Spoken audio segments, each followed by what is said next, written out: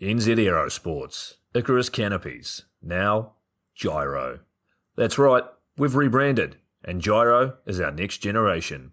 It honours our founder, as that's the name we knew him by, but Gyro also marks the start of a new chapter. And not to be biased, but it's going to be fucking epic. Long story short, we're more us than ever, so if you're new to the sport, or even a Sky God Ninja Turtle, welcome. I think our valiant leader Lucy, Gyro's daughter, says it best. And we still got that fuck your attitude. Rebrand! Woo! Rebrand woo indeed, Lucy. Anyway, head over to gyro.com for more info and get amongst your legends. I was 19, broke, unemployed, and sold my girlfriend's canopy for drug money. So I thought I better sew her a new one. What a sentence, and what a story. This describes the humble yet outrageous beginnings of NZ Aerosports, the home of Icarus Canopies, in the words of our founder himself. From getting a paratrooper toy from his mom, watching parachutes at the DZ as a 6-year-old, jumping off the wharf with a parachute made from bed sheets, doing his first jump at 16, sewing his first canopy on a borrowed machine at 19, and starting to sell parachutes out of a garage in 1986, Paul Gyro Martin had an undying love for the sky. Our company started with one man with the wildest of spirits and a true blue sky dream, a renegade. In the time that Gyro created and ran the Icarus Canopies brand until he passed away in 2017, he pushed everything he had to its limits. We miss him, and we always will. Gyro is the next generation of NZ Aerosports. It honors our founder, of course, because it was the name we all knew him by, but Gyro the rebrand also marks the start of a new chapter, our next jump. Gyro is the space between sound and silence, art and science, chaos and calm. Gyro is a state of epic tranquility that transcends understanding. That moment, in the door, in free fall, mid-swoop, where nothing but the present exists. A perfect balance of euphoria and thrill. Gyro captures our passion for flying and our commitment to designing break-the-fucking-rules canopies that deliver pilots pure, wild flight.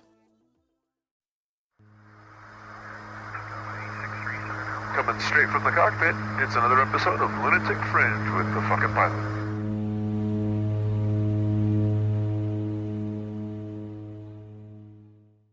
Ready, set, go. All right, back in the can for another edition of Lunatic Fringe Into the Void, and as is my new habit, no preamble, just straight into it. Who the fuck are you? What do you do? My name is Espen Fadnes. I'm 41 years old now, living in Norway. That's also where I was born and raised. And I grew up with a lot of climbing and skiing and surfing and the use of steep mountains back home, and started skydiving when I was 20. And it became a life. Kind of went to town with that, didn't you?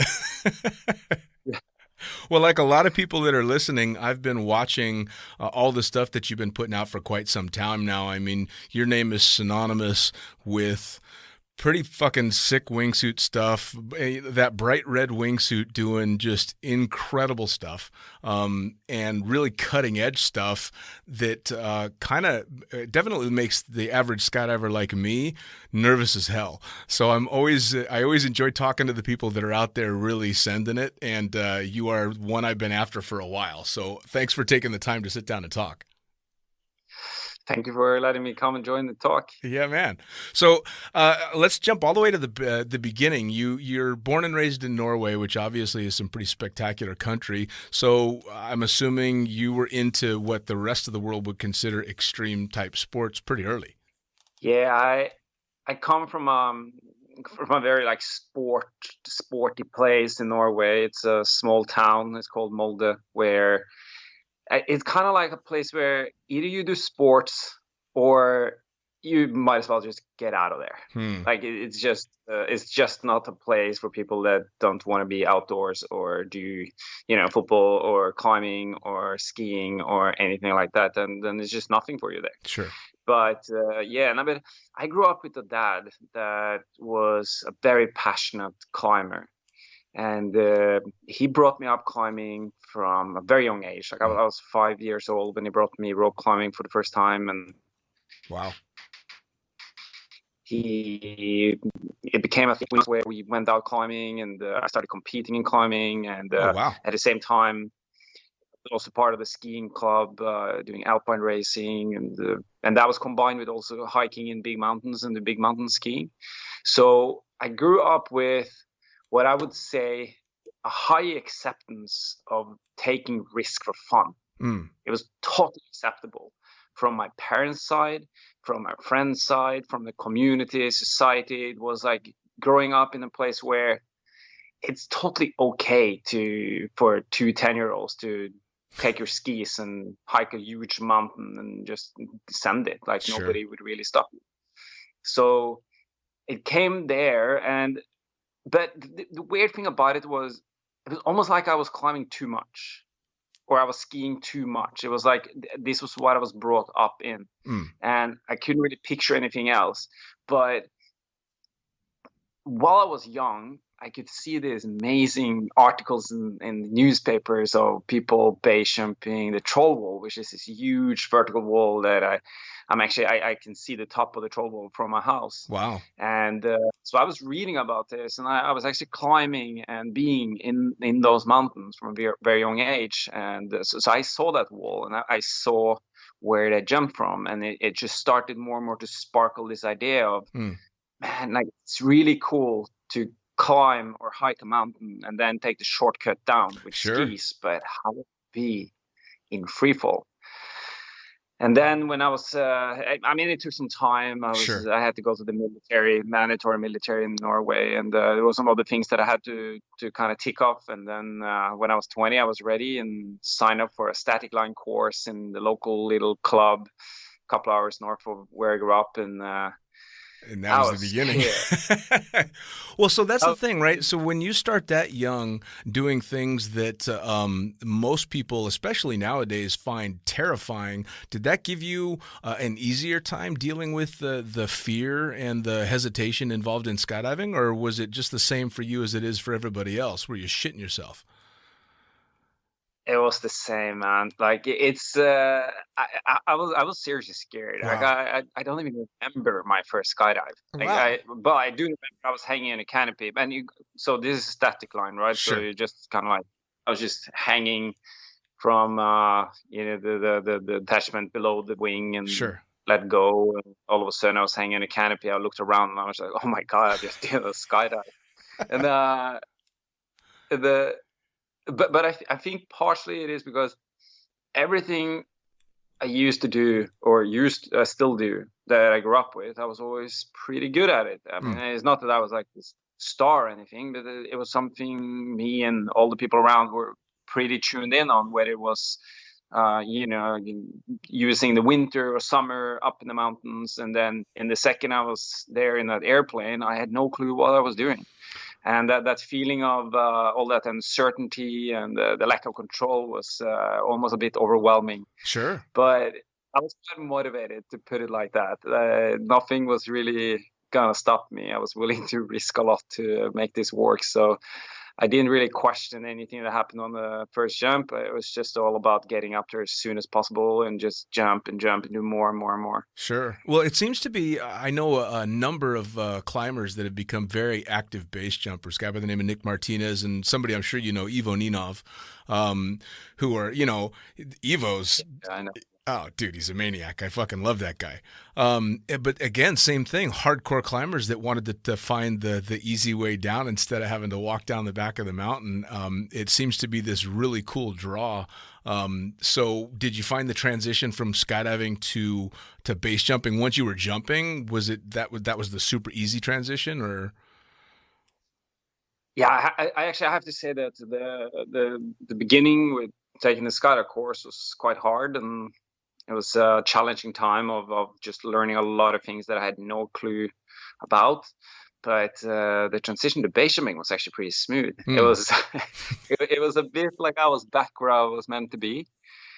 No framework, no rules. It's just like you're just out there in nature, and you just have to deal with whatever weather and winds and rock features you're facing. And I really liked it. I liked it from the first base jump, and I knew, especially I think after I've done about 10 base jumps, I knew that I would never quit doing this.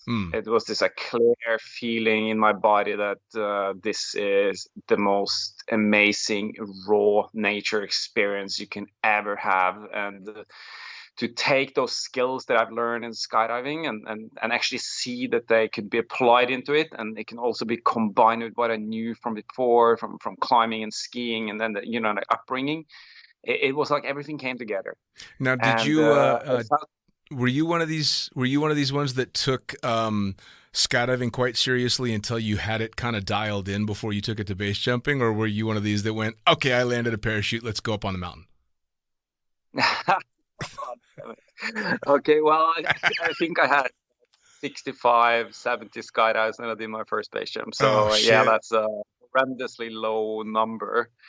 But I have to say though that I never quit skydiving. I kept on skydiving, and the first couple of jumps I did it from an antenna, which of course it would be better if I had a couple of hundred skydives, but then again, downwind off an antenna with a big field to land on, you can't really do much wrong. But when it comes to mountains and big wall jumping, for sure those numbers are way too low, and I'm lucky to be alive today, to put it like that. I did a series of stupid mistakes. Had a hard time realizing that I did mistakes because I had such a lack of experience from skydiving. And funny thing, so I was having this base course here in Lund where I lived, where we had this big group, about 10 people that were here to learn more about wingsuiting. And then in the evening we were watching really old school movies, like base movies and skydive movies. And then we were watching one video of base jumping from 2002-3 in Norway. Actually, It was 2001, 2002. And at the end of the video, one of the guys was like, that guy in a green canopy, is he still alive? And I was like, yeah, that's me. And they just couldn't believe their eyes that they were watching me like this safety wear, kind of like, semi old school dude that I've been doing this for a long time, and they were expecting all the smart advices and all that, and they were watching my start, and they were watching the most gnarly, hopeless base jumping they could think of. And they were like, what are you doing? Right. Well, that's where the wisdom came from, though, right? Because you survived it. I mean, you did all the stupid shit and got lucky, which is another thing, actually, I wanted to ask. I find that there's two schools of thought with base jumpers. Either there's the ones that don't believe in luck or the ones that do believe in luck. Which one are you? Well, I believe in luck because I don't know a single base jumper that have not had luck. Yeah. I mean, people that are alive today. We talk about this a lot, and we all have our fair share of stupid moments or moments of bad decisions, and they often happen, especially in the first 3, 4, 5 years of base jumping. Base jumping is like simple and complex. It is in many ways quite simple to jump off a mountain, fly straight forward, and open your canopy, which is a big ass canopy, and just land it. But it's super complicated because every jump is unique. You never really know about the wind conditions, the weather conditions. It's like everything varies, and the next layer of that is also we don't have any rules. There is no framework. And we can just imagine how skydiving would be if there were no rules. Like if everybody could just pull as low as they wanted to, or send it out with base gear, or not plan anything or jump in any kind of conditions. It would be a carnage globally. Carnage. It's horrible. And it's just at one point. But that's what we deal with in base jumping, and it actually creates a very complex environment, especially in the beginning, because you can do anything. Well, I mean, the community itself seems very complex as well, because you guys, I mean, it's almost, it goes against the grain, the whole idea of policing anything, self-policing, because that sport is all about the ultimate freedom. But you guys are also seeing people that are exercising that freedom in the stupidest of ways, and I'm sure you've seen more than your fair share of bad things happen.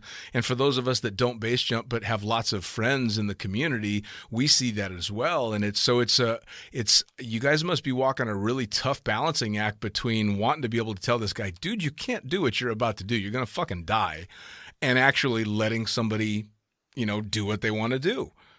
Yeah, it's such an interesting thing with how do you express your concern, or how do you help people, or be a good friend in many ways. It's weird, because to be a truly caring, good base jumping friend is often to give people a bit of the tough feedback. It's about them that they shouldn't jump, they're not ready, they should practice more in skydiving, or they should maybe reconsider their gear, and or just that you're on the exit point and it's really windy, and some Sure. people want to go and some people don't, and those situations. And it's hard because we all really thrive for that freedom. We all want to have, we it's almost like we all just want to get as far away from skydiving as possible for a little time, Right, a right. break. Right. But then that's only fun if it goes okay. It's absolutely horrible when people die. Sure. And not only is it horrible for them, their family, and all that, but it's also, we can't have that, or we should really work towards not having it. Sure. And that's where that feedback comes in. Sure. Like, how do you say that? And I'm often trying to think in guidelines. I don't, the word rules, you can't really use that in base jumping, or I don't think it's a good idea. But Right. guidelines is more the desired or preferred direction you want to go in, or the advised place to open your canopy, or the advised place to land. Like, you can land anywhere else, you can pull in any kind of altitude you want to, but the guideline or the advice is to rather be a bit higher. Well, you tell me if I'm. No, go ahead. Yeah, it's like if we all kind of like is on this like vibe or his role of guiding people in the right way, it seems to educate us. It actually seems to work. Sure. Well, you're now part of, I guess you'd say the older generation of base jumpers. You're kind of passing the torch on to a lot of the young guys that are coming along, right? But when you started, there wasn't this kind of mentor possibility or this mentor feeling, because there were no mentors. They were, this was all trailblazing stuff. But now you guys who have been doing this for quite some time, I would think that the younger jumpers coming on, like if I wanted to start base jumping, the last thing in the world I would want to do would be to upset or freak out somebody that I looked up to and respected. So I'd imagine that kind of has to go a long way in that community, doesn't it? Yeah, well,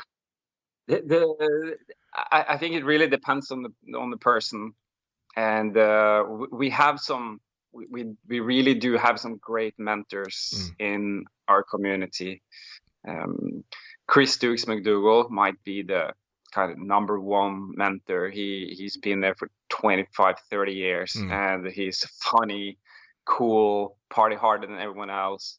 But then he's also very safety aware. It's very rare to see Dukes take unnecessary risk. And on the other hand, you have more people like me, which is I've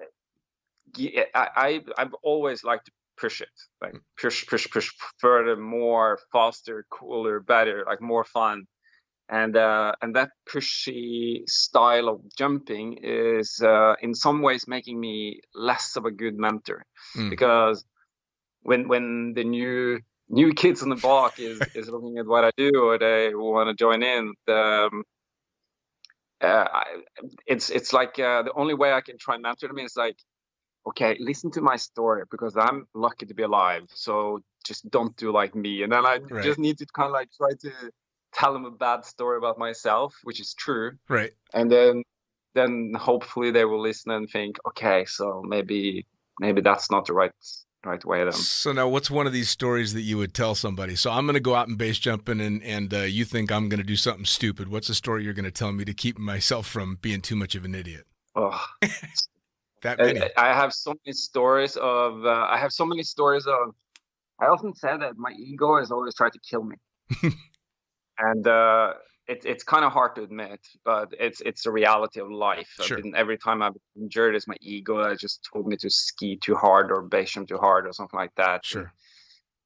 One of the weirdest and stupidest stories of my life would be in 2001 when I decided that I really wanted to trek out a place called Karlskrotin. And this is trekking with no trek pants or anything. It's just like hiking pants and a hoodie. Sure.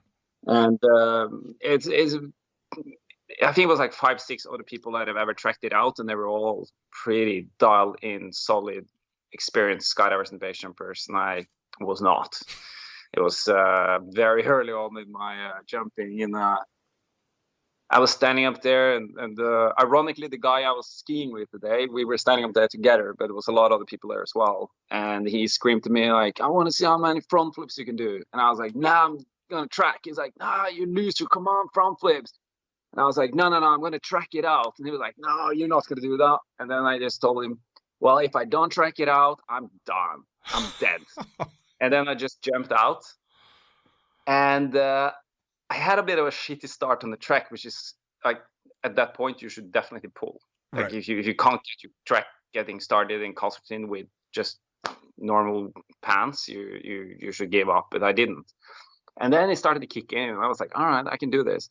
And then you come into the no pull zone. I mean, this is basically proxy flying in hiking pants. Jesus Christ. And, so I was finding myself in this no pull zone for I think about 9-10 seconds, and at the very end of that talus there is this like steeper part with some slopey rock features where you get a little bit of altitude so you can open your canopy. And I was so stoked at the end of the flight that I just lost my track. I was like, yeah, I'm making it, and then I stopped tracking all of a sudden. So I was like basically falling over the last part of that slab with pretty much no altitude up my canopy, and landed. And all those experienced skydivers and base jumpers over there, they were just like, what the hell was that? That is the most yellow card of all times. And yeah, those stories just kept on coming and coming. And of course, like looking back at it in retrospect, I was lucky to be alive after that one. And but I've done it in more like later on when I was in Bangkok doing the Perfect Flight series, and of course, stupid me wanted to do a front riser hook turn on my base canopy into that street in Bangkok, and I was so slippery on my hands, I just couldn't hold on. I didn't have handles on the front, so I had to hold on to them without, and then they just slipped out of my hands, and I smashed into the building on like second, third floor into a light pole and fell to the ground. Again, you know, ego trying to kill me because I could just cruise down on toggles. It was a great jump. Jesus, it was amazing. This beautiful two-way off the highest building in Bangkok, and then of course I had to do this stupid end move, and Well, so I mean, have you gotten to the point now in your jumping where before you're going out on a project like this, you're kind of trying to keep your ego in check, or is that ego still putting you in corners? I would love to say yes. Well, I mean, that being said, before the podcast, I was going to say before the podcast, I wanted to ask you about the jump I just watched you do through a fucking snowstorm. So yeah, we can go to that one. Yeah. I think it's hard to completely change your personality to something you dream of, right? Sure. It's you are who you are, and then you can of course read books and learn and listen to a lot of smart people, and hopefully you also mature a bit. And well, I have matured for sure. One of the things that I really see now compared to when I was in my 20s is that I really don't want to get injured. I've been injured couple of times, and actually my girlfriend got badly injured last year, broke her back and femur on a skydive, and it's like to see those processes when you get injured and the time it takes to come back, and also how badly it can affect you for the rest of your life. Sure. Like, I really love skydiving and base jumping, and I want to do it until I die of age. And if I am to do that, I just need to be a bit safer in how I approach things. Sure. And Well, like my ego is smaller, but my awareness of safety is bigger, I think. which is awesome. I mean, the injury stuff, I think is obviously it should be a huge fear, because the injury and the pain that you end up having to deal with and recovering. And I know a little bit about your girlfriend's accident and recovery and stuff. I had seen posts of her recovery, which is fucking epic. She was kicking ass. In fact, I think I saw a picture of her getting ready to do a base jump, her first base jump back, and being super stoked. And to have to push that hard for what she was rehabbing for over a year, yeah? Yeah, it was 1 full year of rehab, and includes 6 months on morphine. Oof. And that's like, she's not the kind of person that would just hang out on morphine. Sure. That's because of pain.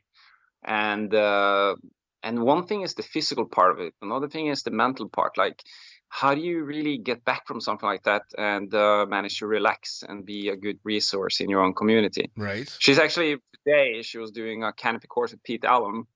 And that's one of many efforts that she have to regain mental and physical strength and the ability to not end up in such a situation again. Sure. Because we can't do that many times in our skydive career. Well, and I mean, skydiving is one thing, and for me, flying is one thing. But with base jumping, you guys can't be unsure of yourselves, not with the type of jumping that you're doing. So how do you get back to that mental state where you're able to stand at this launch point confident that you can do what you're about to try and pull off? I mean, to get back to there must be monumental. Yeah, it's definitely quite a journey. And I think, and this is something that I've gotten very aware of the last 5-6 years. It's the value of flying a lot, and that to fly tunnel, vertical tunnel, or in that new wingsuit tunnel, skydive a lot, and get coaching and evolve is helping a lot. Like, because base jumping in the wingsuit is, at least when you start getting really good at it, the mountain itself is almost like a launch point into what you already know. Sure. So even though you've been away from base jumping for a long time, if you are super current in your wingsuit and you've done a lot of skydiving and you really dialed in on everything you do, when at least in terminal speed, you're much more able to break down everything and see things more clear, and then kind of create something that potentially is insane into something more sane. Sure. Well, now, you've been in it a long time now, so I'm guessing you've seen a whole lot of changes, but how much has the progression of the gear, especially wingsuits, added to shit that you would have once thought impossible that now is almost, every day? Oh, wow. Yeah, it's a good question. You know that when I got into the sport and I put on a wingsuit, I think that was in 2001. So at that point, the wingsuit had been on the market for a few years, and things evolved pretty fast. Ever since then, I've been listening to people saying, now we have reached, a stop. Now we reached a level. Like, we're not going to move forward from here. This is pretty much like a new level, and we're going to stay here. But it's just been wrong every time, and it actually seems to be accelerating. And the change of wingsuits from when I started to now is massive. It's such a huge difference. And I think it's gone through this like phases where around 2010-11 the truly big suits came. And that was a big game changer in like how much vertical altitude we needed to have to be able to start flying from exit points. That was a massive change. Where before that, we usually looked at, like, yeah, we need about 250 meters at least of vertical drop, and then the big suits started really coming, and that dropped to like 150, 160, and then up to today where people are. I jumped this place here last summer, and after 100 meters vertical, you need to be 30 meters horizontal, and that's not like compared to a lot of the exits that have been open in Colorado and some of the places in the States, for example. That's not even pushing it, and combined with that, it's also a lot of knowledge of the importance of winds, for example. How much better you actually take off if you have anabatic winds, like updraft coming, up on exit point, and that leads to, the choices of when do you really want to jump in the day, when is that updraft at its best, and how is that compared to the more laminar winds, like the larger conditions in the area, and all that has really changed. And when it comes to wingsuits, there was also another thing that happened, and that was in 2016, because that was the first. It wasn't the first year, but it was the second year of Red Bull Aces, and a lot of the manufacturers started pushing really hard to get a suit that could win that race, and especially Squirrel put huge resources into developing a race suit. It would be interesting to hear their story of how hard they worked to take something to the next level. Yeah.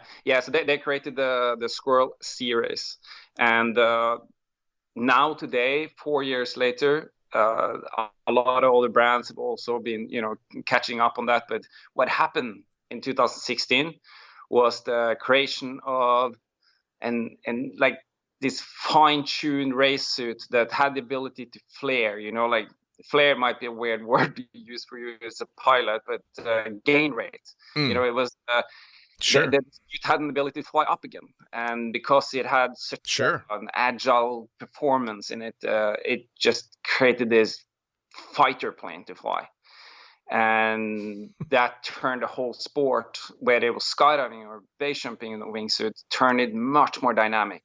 Everything just went from static to really go in all kinds of directions, and since then, interestingly, the whole pace of the sport and how we fly has just increased massively. Well, from a spectator's perspective, watching it as an outsider and seeing, when the videos first started hitting YouTube and stuff of terrain flying, it was, you knew what to expect. Somebody was either going to just be slowly carving around the terrain, or they were going to be down dirty, making you shit yourself. But they all looked similar. And then all of a sudden came this really dynamic stuff going on, including what you called the flare. I remember the first time I saw the video of somebody flaring in a wingsuit and realizing that they were going fucking up and then almost hitting a 0G point, and I couldn't believe what I was seeing. And then that to now what you see with them making skydives where they're basically free flying better in a wingsuit than I can without one. It's incredible. Yeah, it's been a really cool evolution to be part of. And when I was, I think this was around 2014, 15, I was in a way, I felt like I was repeating myself. And I think a lot of people around me, I know I talked a lot to Yuki Sommer about this, where we both felt that we were just doing the same thing over and over again, taking lots of risk, flying these semi-static lines really close to terrain. And in that period, a lot of people that were more pure base jumpers and pure wingsuiters started flying, free flying, and maybe not at least people started flying tunnel, a lot of vertical tunnel. Personally, I became a tunnel instructor, and I was just working a lot in the tunnel environment, and learned so much about how do you fly a body that I had no clue how to do. It was weird how little I knew after 15 years in sport. At the same time, you had a lot of free flyers that took their free fly skills into wingsuits. So there was a lot of the high-end free flyers that like Noah Benson or Michael Couch, or you can name many names here, but a lot of people Sure. came more from free flying and into the wingsuit environment, and it just revolutionized the way we were thinking, because we all realized that Sure. it's the same thing. It's actually the same thing. Like there is no real difference between moving your body in a wingsuit and moving your body without. It's all about belly flying and back flying on different angles, and pick up the speed, slow down the speed, use it, fly relative to each other, understanding the environment, the more three-dimensional environment. Sure. It's been such a cool ride to be part of the last 5-6 years, and I would say that the last couple of years I've learned more than I did the first 15. It's just been Yeah, I mean, a just game changer. watching the crazy progression again as an outsider has been a blast, and I had the chance to sit and talk to Nick Scalabrino and Matt Munting, both of whom, hardcore free flying in these wingsuits, and Nick, coming from a big time free flying background, was the one that was saying that for body awareness there was nothing better than transitioning from being able to free fly as well as he could into wingsuits, because you need that body awareness and that understanding. And he's like, it was, absolutely incredible. And then to watch what you guys have been able to do with it is just insane. Yeah, 100%. And Matt and Nick, they're really interesting because they both have the extremely high free fly skills from developed Yes. internal flying. So they are on such a high level that nothing is really holding them back in a wingsuit. But to get to the level that they have in free flying, you need years and years and years. It's like a full-on commitment in a discipline over a long time. And personally, I put in hundreds of hours in the tunnel and done a lot of free flying, but I'm not even remotely near their level in free flying. And it's quite interesting because when I'm trying to learn new things in the wingsuit in more like a free fly way, it's like the mistakes I do in free flying become bigger mistakes in a wingsuit. So if I have some kind of, I would imagine. Yeah. So if I have some kind of issue in the way I do, a layout or something, a snake, or like small things, you get punished really hard for it in a wingsuit. And that is interesting because it tells the story of how difficult it is to fly clean, dynamically, and advanced in a wingsuit. It's actually really difficult. It's fascinating how hard it is. Sure. Well, and with the progression that, you were kind of lucky enough to be in it from the time when wingsuits didn't have nearly the amount of power that they do now. But I can't imagine if someone were to do with a wingsuit the same thing that a lot of skydivers do with canopies, which is downsize too fast or get to high performance too quickly. You can absolutely do the same thing in a wingsuit. And I've seen on my descent in the airplane, wingsuiters getting their asses handed to them by their own suits. That's got to be pretty intense to be trying to puzzle out what the fuck your suit is doing to you in free fall so that you can make it stop. Yeah, that it's almost like we are being bitten a bit in our tails by the most modern wingsuits because they are very pressurized and quite agile in its behavior. So the suits that they're so big that they basically cover your whole body and are agile. They're a bit of like beasts. You don't joke with them. Sure. They need to be treated with respect, and to get like a bad flat spin in one of the bigger suits is a really bad situation to be in. You really don't want to experience it. You just don't want to get there. And the trick is to use small suits a lot, but maybe not just small suits, but actually take the time to get good at belly flying, free flying, all the and build up all the foundations and get good at it, and spend time in skydiving, truly enjoy those disciplines, because the more you're into angle flying and free flying and belly flying, all that, you get this awareness of how your body behaves in air and level, like something as simple and hard as level. is something that is crucial when you start going dynamically in a wingsuit. It's just nothing is really working if you don't understand the environment you're going to put yourself in. And the combination of not fully understanding what you're putting yourself in and this beast of an agile big ass suit is it's not a good direction to go in. Yeah. Now, it was that the drive that pushed you into wanting to become a tunnel instructor, was being able to just kind of be a more well-rounded jumper all the way? Yeah, 100%.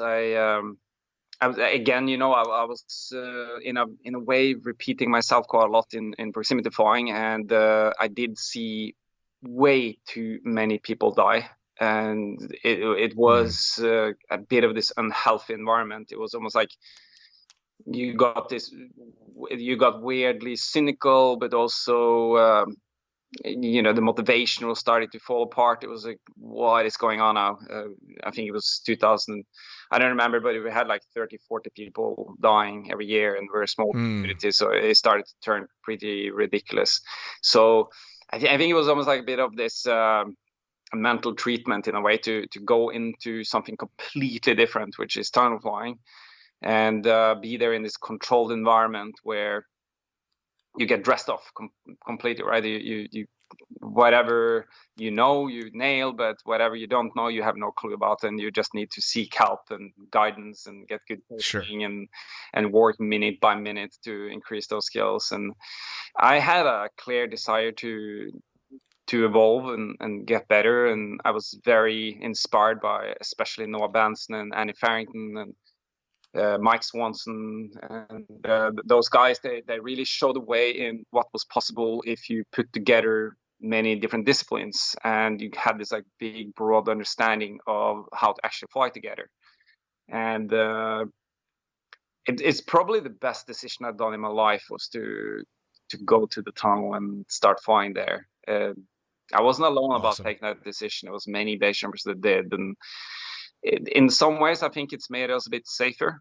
We now today, it's almost like when we go base jumping, it's not about flying as close as we can to terrain. It's more about a line we want to fly, where we want to put in some more dynamic and fun things that we have practiced a lot in skydiving, and then it makes more sense to stay a little bit further away, because then you get a little bit more of that mental capacity in the moment, and you rather use that capacity to be very accurate and run the base jumps like you would if you have a larger formation skydiving and everything needs to be dialed in on the ground. Walk the jumps, practice them, and then go up and do them. And we've been able, a lot of us been able to put that into base jumping, and it's a good feeling of mastery when you have a fairly advanced plan, which is also very detailed, where you want to exit in a very specific way where everybody's timed perfectly on exit, and you want to fly exactly that specific line, do those specific moves, and then you want to open your canopy in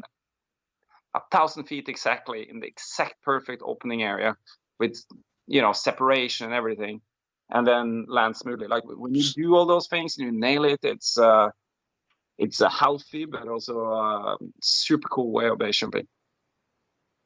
Oh, it's got to be. Now, with stuff like that, I mean, I've seen some of these videos now, and especially because of the suits, you guys are able to do these ridiculously long runs, and flying through terrain that to the naked eye looks like it would be impossible to navigate. How are you guys mapping these out? I mean, I know you're trying to find exit points that allow for the vertical drop until you can start flying, but are you using computer mapping and stuff like that to be able to find these amazing routes, or are you finding them in the air, or how's that work? I think it differs from place to place, but for sure I use a lot of maps here in Norway and the Alps and the States. And most places in the world now, you have really good topographic information that you can use to analyze, for example, the steepness of a slope, or the features, how big they are, or they identify critical points where it's crucial to have certain speed or height when you pass them. And then but maps is just one of many tools. And I think maybe especially in the Alps, the European Alps, you have enormous mountains to climb, and the altitude difference can be up to more than 10,000 feet.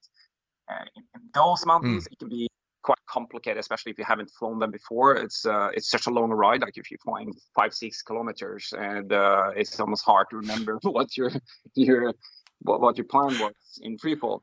But in Norway, we normally don't have more than about 5,000 feet, and the teachers and how the mountains look like here make you able to pretty much see everything in the combination of seeing it from below and then from above. And then if you combine those two things with some proper studies of maps, you normally have a pretty good idea of what you want to do.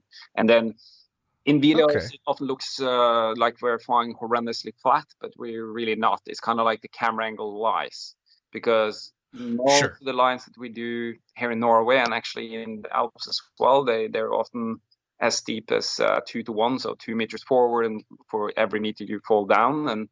And in a wingsuit, in a modern wingsuit, that's really steep terrain. You're easily like good pilot is easily able to make 3 to 1 glide edge show. So when you fly on terrain like that, you can in any moment you can just flatten out and gain a lot of altitude relative to the terrain. Sure, and get away from it. Yeah. Now, speaking of terrain and different jumps and stuff, tell me about the snow jump. I got to hear about this, because I watched that video and I went, "Are you fucking kidding me?" They're in the snow. Come on. So I live in a place, Loen in Norway, and got a cable car here. It's a cable car bringing you from the fjord and up to the top of a mountain at about 3,000 feet. And well, it's just outside my window here. I live there, and I jump it a lot, like hundreds of times, and I'm very used to it and quite comfortable with it. Now, the beauty of the cable car is you're basically indoor all day. You're just outside for a few minutes flying, and then you're just back indoor again in this warm, comfortable restaurant environment. So it's a very odd way of base jumping. And there are 2 things we need for a base jump here. I'd say it's you need visibility and you need decent wind conditions. And you can totally have a lot of snow and still have good visibility. That's no problem. Sure. And on top of that, we've been starting jumping a lot where the cameraman is wearing a very powerful headlamp. So. Okay.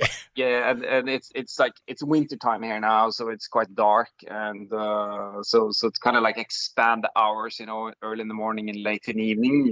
You can keep on jumping when it starts to get a bit dark, and then the headlamp is actually mostly for filming, just to kind of like have this like constant flash almost filming the object. Sure. First point. And but on that video, it's actually the headlamp that is visualizing the snow. It's like because of that headlamp, you can see snow everywhere. But I have to say that jumping in snow is the most fun thing you can do. It's like going straight into Star Trek. It's full on warp speed. It's the weirdest thing, like, because you never see snow. Like, okay, I mean, you never see snow moving that fast. You kind of do if you drive a car in snowy conditions. You have that same warp feeling. But the thing is, like, when base jump, we got more than 200 kilometers per hour. So it's ridiculous how fast snow is coming towards you. And it's like, you just watch, it's like you're going through the universe. It's fun. Yeah, I mean, watching that video was insane, and I was trying to picture what it must have been like from your guys' perspective, because the camera is kind of looking sideways, so you see the snow coming past at a different angle, but of course you're looking straight ahead, and I was trying to wrap my head around that, and because I know what it's like flying a plane through a rainstorm, and you kind of get a similar effect, but I couldn't imagine. And you guys are just going balls out, but it makes it even more entertaining that you hop off of a cable car and then bomb down the mountain, do that jump, and then you're back in a nice warm room. That's crazy. Yeah. We've actually been talking a lot about doing this much more. So because the snow conditions on that video was very light snow. I wouldn't call that heavy snow. And so we really want to do it on like the perfect day when it's like you can still see the ground, you can still see the line, but it's like solid amounts of snow in there. And I think that could be an amazing experience. You You'd come down must looking, be your leading edges would all be covered in snow and ice. full icing. Yeah. It's gonna be full icing. That's wild. Now, so here's a random airplane question for you.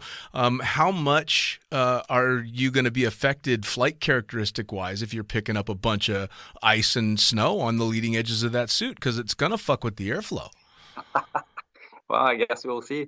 No, That's what. I think, yeah, we actually talked about this because I've had that experience in skydiving where I was, after separation, we flew in clouds, and it was a really cold springtime in Voss in Norway, and it was like the whole leading edge was stiff of ice.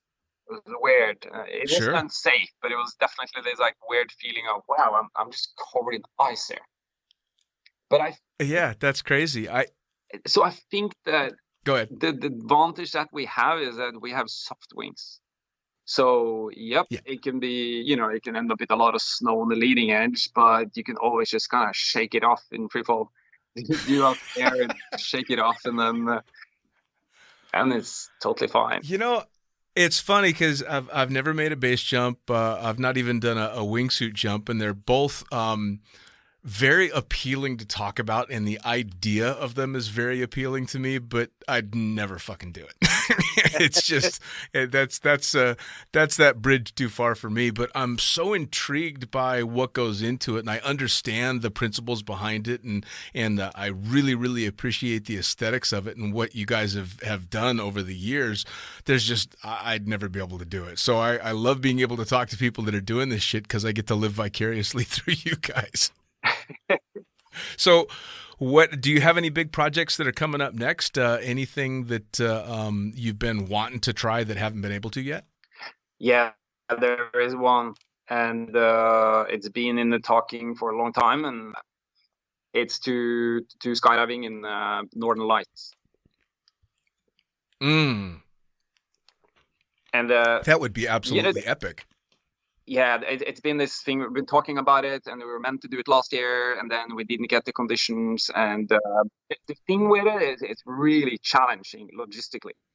So it's just a skydive, okay? It's a nighttime skydive, or at least in the almost dark time, and that adds on a little bit. And of course, it's winter time, so it could potentially be -30, -25. It can be really cold, but that you can deal with that. It's all about being well prepared equipment-wise.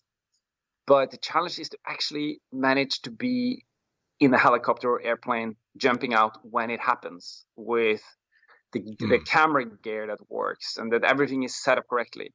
Because the Northern Light is often it appears. And then it's there for just like, it can be half an hour, it can be an hour, but it's not lasting for a long time. And it's really hard to predict and know exactly when it's happening. They do have some forecasting on it, but you need to be basically standby through the winter. And you need to have all the logistics prepared, everything ready. And then in the second you see, whoa, it's happening, then you go. And then when that forecast for Northern Lights is happening, you also need blue sky, or open clear sky. You need the right to the wind conditions, and so it's a really tricky project, but we hope to do it this year. We really hope, and we have pretty much everything ready, so that would be a dream. I mean, that's pretty wild. What are you on standby for? The Northern Lights. Yeah. We're waiting for this shit to kick off so we can go. I mean, when you got started in all this stuff, did any of the stuff that you're doing these days ever cross your mind as possible when you just got started in skydiving? Because you're doing stuff that people pull up on, on whatever, Facebook or on YouTube, and they're watching these videos just blown away. But this is stuff that you do all the time now. But I mean, do you ever just look around and go, I don't believe this shit? I couldn't imagine the efficiency of the wingsuits and the way we fly today. I could not imagine that in the beginning. But I came from skiing and a lot of big mountain skiing, and back then in 2000 skiing, it was I was part of a larger crew that was doing a lot of filming. We were doing ski movies and we were competing. In that community, it's all about the line you ski. It's about seeing a mountain, plan the most beautiful line, and then ski it. Sometimes it tricks and moves in it, or it can be like super high speed or big cliffs to drop off.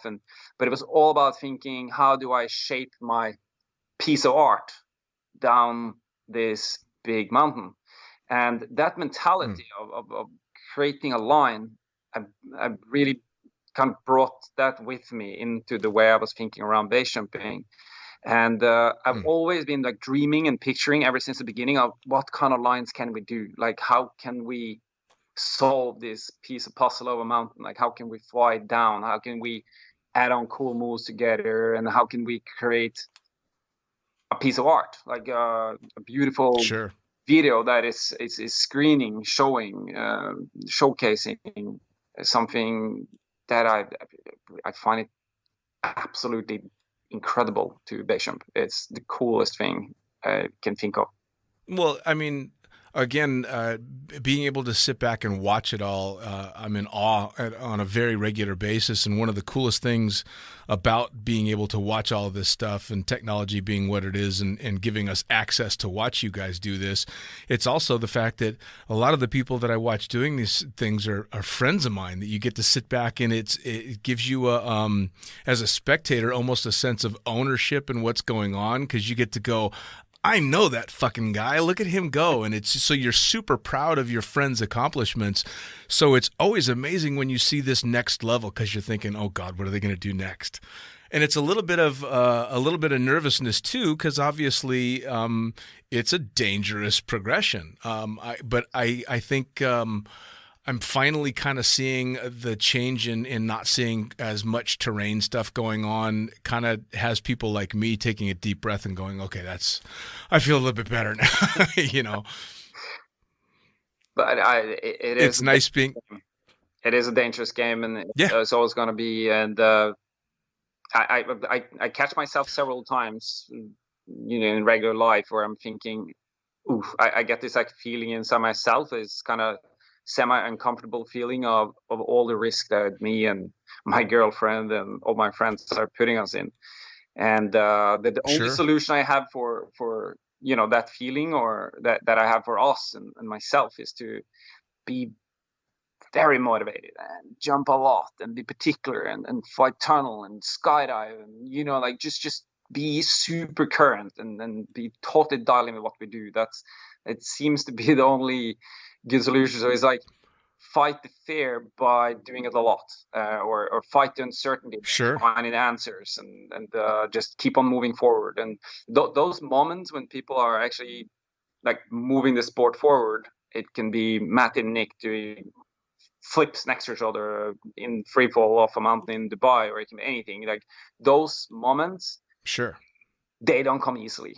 It's like it's now today with the level we have, people are putting in so much work before those moments comes, and I have massive respect every time I see something like that happens, because I know how hard I worked to get there, and when they do something like that, they actually they bring something new into the sport, and then that is going to drag the rest of us with them. So they just like inspire the whole community, and all like, whoa, boom, and there we go.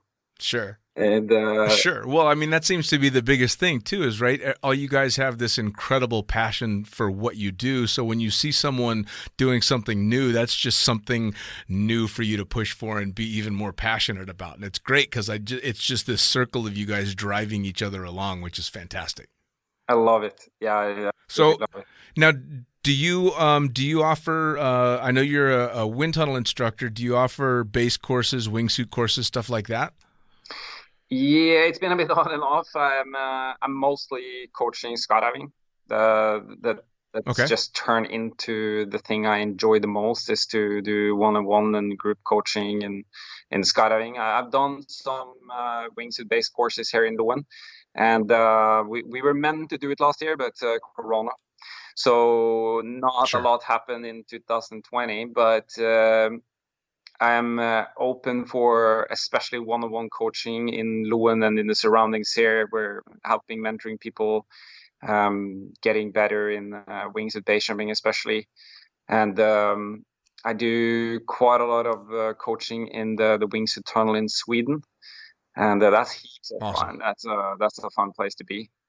And general be. guiding as well, like just help people to find the right exits and analyze their skill sets and experience, and give good advices and join people to beautiful exit points that fits their level.